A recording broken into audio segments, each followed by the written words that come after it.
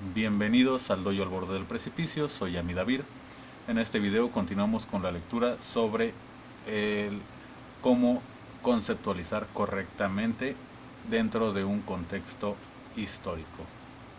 Desde lo correspondiente al español, de antemano es predecible que para una nación como España, que tiene históricamente una imaginaria y a veces formal autoridad sobre el lenguaje con mayor número de hablantes de nuestro planeta, el español, o por lo menos hasta algunas fechas era así, lo planteado en el presente documento puede verse como un acto de insurrección o insolencia, o tal vez un acto de motivantes meramente económicos o de empoderamiento, siendo que su autor es mexicano.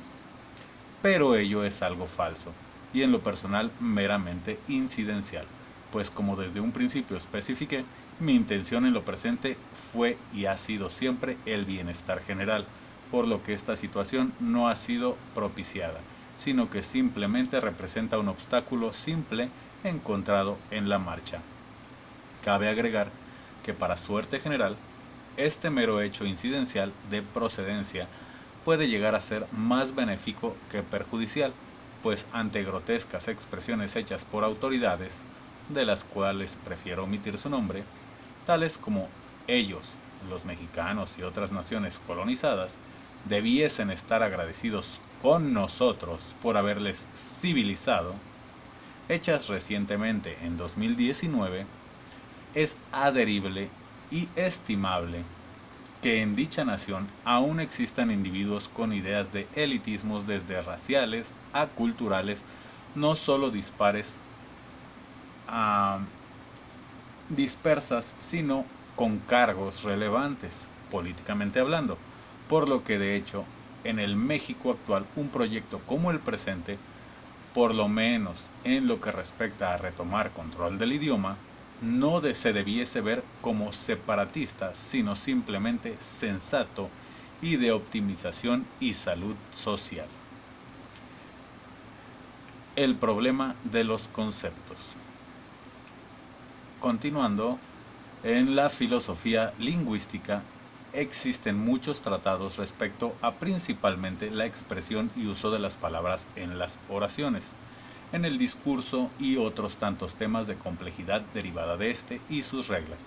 Sin embargo, a excepción de Platón, Kant, Heidegger, Wittgenstein y Hegel y los sucesores de estos, pocos autores han trascendido al enfoque de los conceptos base de las palabras. Desconozco más allá de posibles especulaciones las razones de por qué estos autores no hayan percibido lo que habremos de tratar, pero sé que ondearon en ello de una u otra forma, por lo que habré de ayudarme un poco de ellos para realizar los siguientes planteamientos para de manera indirecta,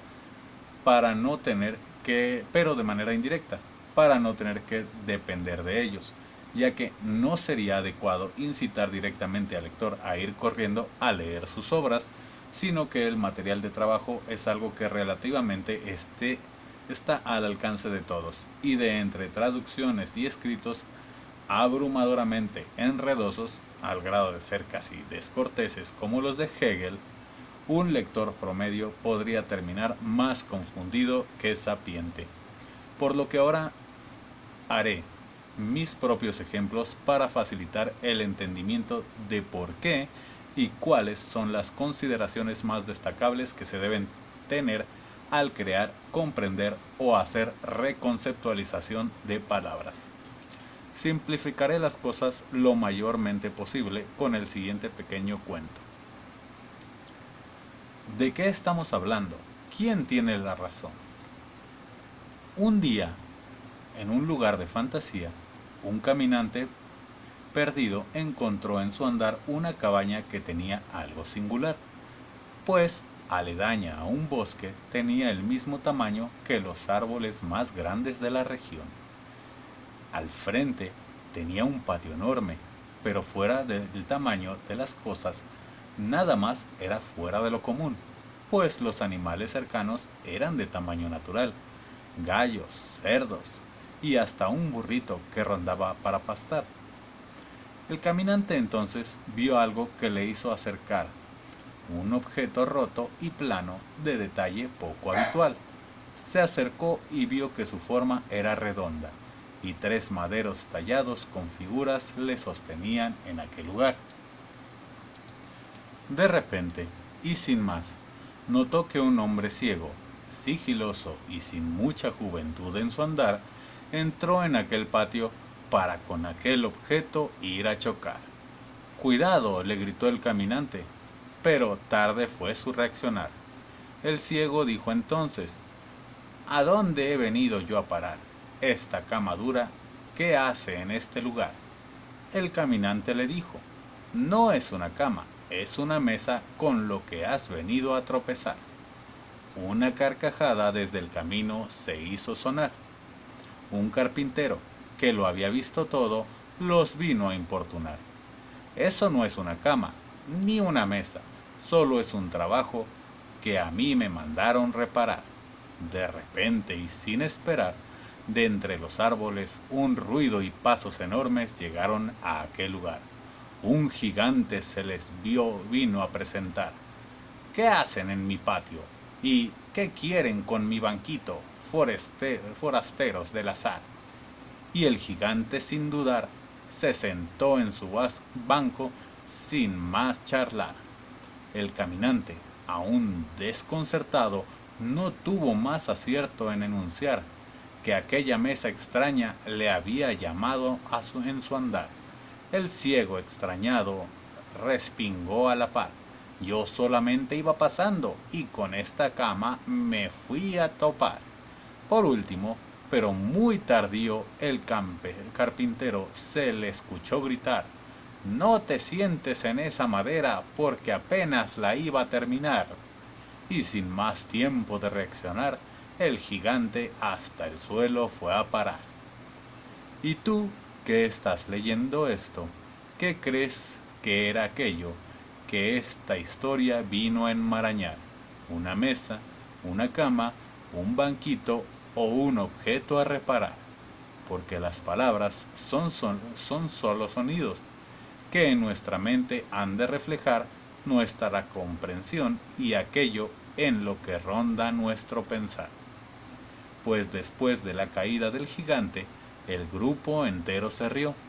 El carpintero arregló el objeto y una rueda de molino creó, pero después el caminante la recostó y como mesa de juego se le usó, hasta que el gigante, quien perdió, en ella se sentó.